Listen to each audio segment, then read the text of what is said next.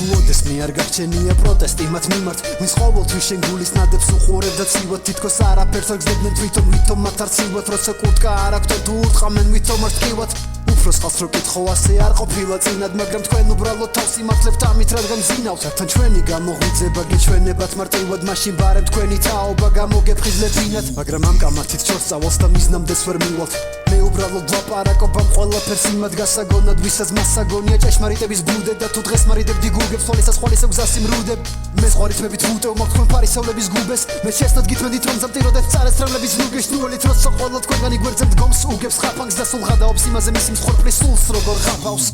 მაგრამ მე რომ მინდა ეგრე სად არის ყველას თავზე აფარია ერთი დიდი საბანი